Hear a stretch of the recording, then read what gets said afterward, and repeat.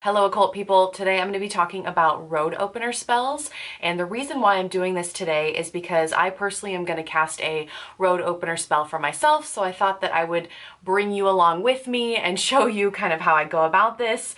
This is really a topic that I thought about how I wanted to construct this video, and I think it's going to be a little bit more casual because if I sat down to write a script on road opener spells, there are so many different variations. I could probably spend an hour just talking about all the different ways to do road opener spells, but I do just kind of briefly want to talk about what a road opener spell is and why you would use it, just some preparations before we actually get into the spell casting part of it.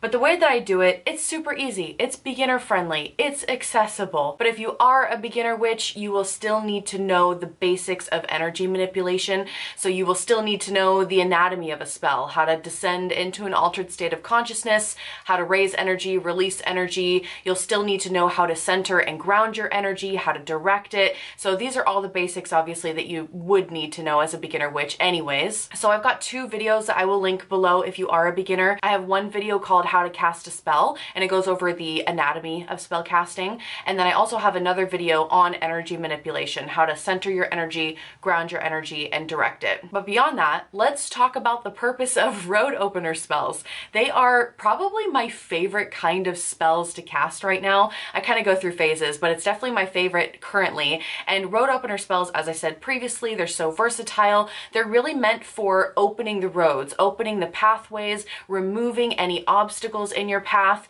and they can be particularly helpful when you cast these alongside other spells. So let's say, for example, you're casting a spell to help you get a specific job, or you're wanting to perform really well in a job interview or something. You could perform a road opener spell initially to get rid of any sort of obstacles that may be in your path, and then you can do a more specific spell towards achieving the job that you want, or however you want to go about that. A road opener spell is just generically removing all obstacles from your path. So I personally like to do them in conjunction with spell work, but actually today is one of the days where I'm going to perform a road opener spell just by itself, because there are a couple different avenues in my life I would like obstacles removed, and I want a little bit of flexibility, and the supplies needed for this type of spell is very minimal. What you will need is a candle. Typically road opener spells have that bright orange candle. That is like a traditional road opener spell has an orange candle. So I definitely recommend, if you can stay in the family of yellows, oranges, and golds, that's going to really help by bringing in the biopsychology aspect of things. But if you don't have yellow, gold, orange, or anything like that, if you can't be in that color family,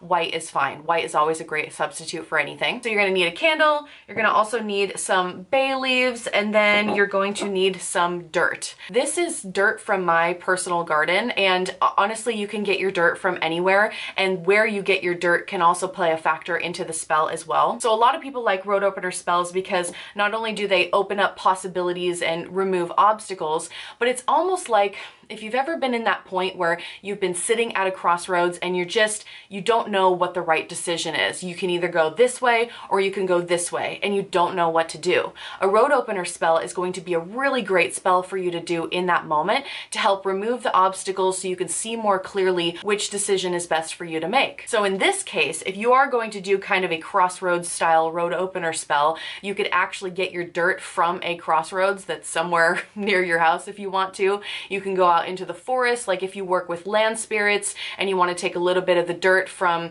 a place that you've connected to particular spirits, you can do that. If you want this spell to have a heavy money and finances focus, you can take a little bit of dirt from like a banking institution.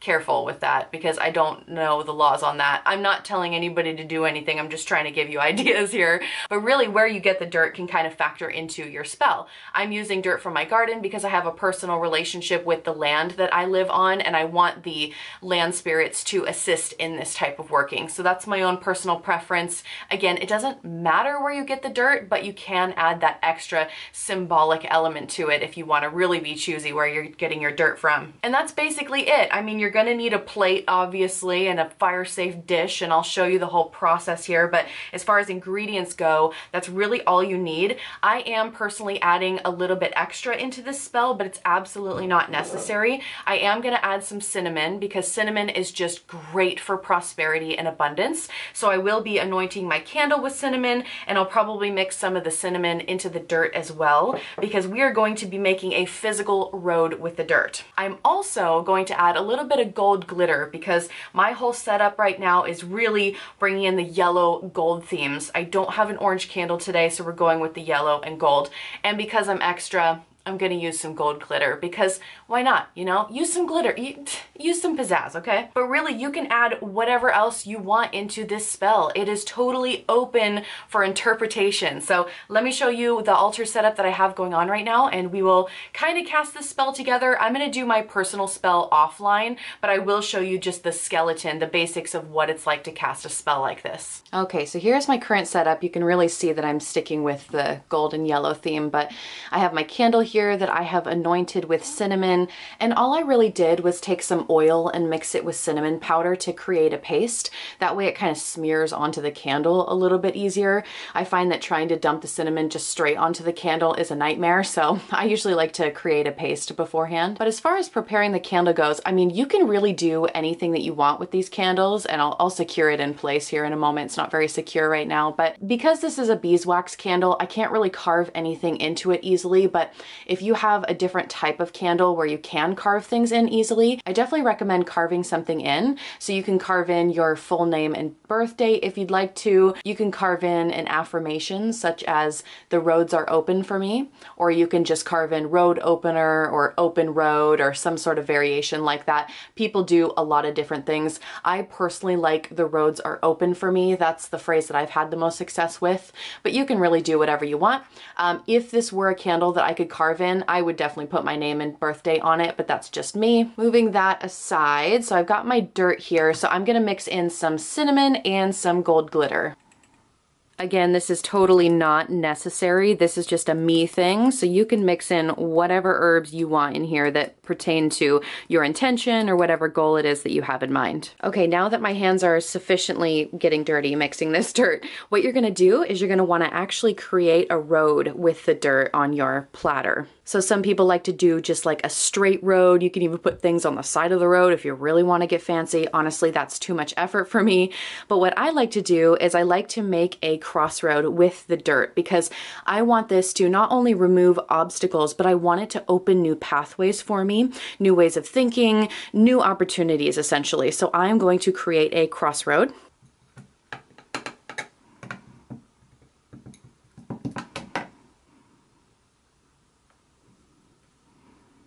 Okay, so now that I have my crossroad, I am going to stick my candle right at the crossroad. So it's sitting right at that intersection. I can see my little gold flakes in there, so that really makes me happy. I also have some ritual spray. It's called Road Opener, so it's literally meant for spells like this, but I think they sell sprays and oils for road opener spells kind of at any metaphysical shop, I'm sure, so I am just gonna spritz the area because, you know what, why not? I've got this spray already. Let's bring in some of that good, delicious energy. That smells good. I think it has a lot of lemongrass in it too, so lemongrass would be another herb that you could add to a spell like this. Now here comes the fun part. You're gonna get a fire-safe dish. I'm just gonna be using my cauldron for this. And we can go ahead and light the candle because what we're gonna end up doing is we're gonna take our bay leaves, and on each bay leaf, you can write something like road opener, open roads for me, the roads are open for me, something along those lines. If you didn't have a chance to carve your candle on these bay leaves, you can write your full name and date of birth instead, or you can write specific intentions that you want the roads to open for. Like if you've got a specific goal in mind for this spell, you can write that down on the bay leaf. Otherwise, you don't have to, and you can keep this just more general and have the spell just kind of generally open all roads for you. But what you're gonna wanna do is you're gonna wanna center and ground your energy, and then you're going to direct your energy into these bay leaves. And while you go into that altered state of consciousness, you are going to spend some time burning each bay leaf. and then drop it in your fire-safe dish. Please don't catch your fingers on fire, and that's all you're gonna do. I'm not gonna waste my bay leaves here, but you get the point. You spend some time burning your bay leaves with your intentions written on them, and that's that. Now, obviously, I am going to do my spell off camera, but when it's all said and done, I kind of wanted to talk about the candle for a moment, because if you have a smaller candle, you're gonna wanna let this burn down fully in one sitting. But if you have a larger candle like me, this candle is gonna take a really, really long time to burn. So what I plan on doing this spell over a couple days. And so each day I will have the candle lit, I'll let it burn down. As I meditate on my desires, I can burn more bay leaves if I want to, but if you don't wanna waste your bay leaves, you can just sit and meditate and really visualize those intentions coming to fruition. But you basically want to allow it to burn down a little bit each day, snuff it out when you're done for that day, light it up the next day, and keep going for however many days it takes for this candle to go all the way down to the bottom. Now, I do have smaller candles, and you're probably wondering, why would you ever want to use a large candle? Because that's a lot of work.